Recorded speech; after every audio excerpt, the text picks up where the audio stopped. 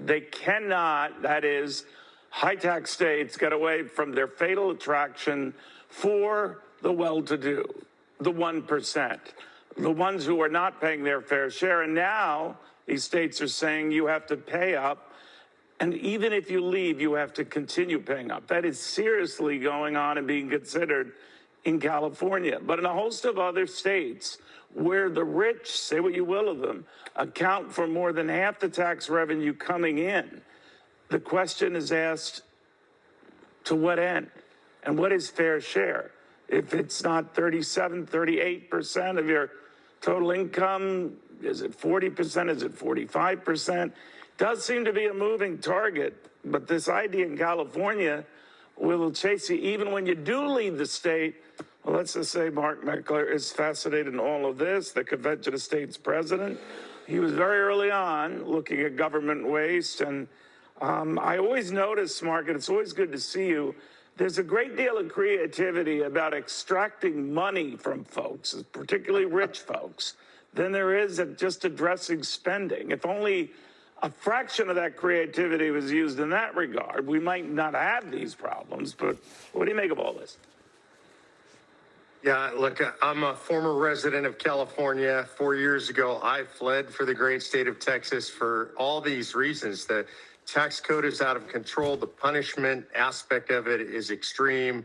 The regulations add into it. But all these blue states are simply driving people away and driving the wealth creators away, driving them to red states.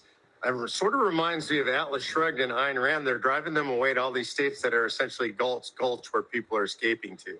I just wonder to what end. I mean, now, it's interesting, California's case, they're knee-deep in a deficit right now. Last year at this time, they had a $100 billion surplus. So they want to patch that over by taxing the rich. And they already have about the highest taxes on the upper income in the country.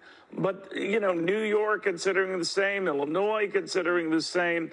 And I just wonder where this goes, because that same crowd is seeking out safer, warmer, maybe more inviting locales like Florida, Texas, what have you.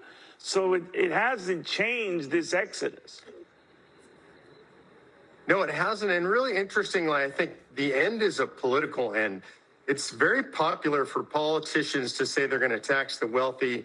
You mentioned the statistic in California. The top 1% already pay over 50% of income taxes in that state, and it is going to drive them away. It ultimately always drives down tax revenue, but it is very politically palatable and sellable to the masses that we ought to tax the wealthy, and Democrats like that narrative. I'm just wondering where you think it goes right now, because all of them now want to bring their tax top rate and other rates beyond income to the assets you have, the artwork you own, the land you own. This is widening that out considerably. It's widening it out considerably. I don't think this withstands constitutional scrutiny.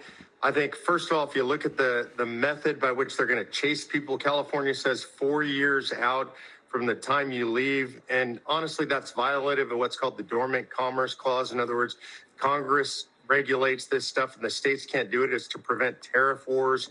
So I don't think that's constitutionally sound. And ultimately where it leads is it leads people to continue their exodus out of blue states to red states, and it leads to deeper deficits continuing for blue states. All right, Mark, thank you very, very much.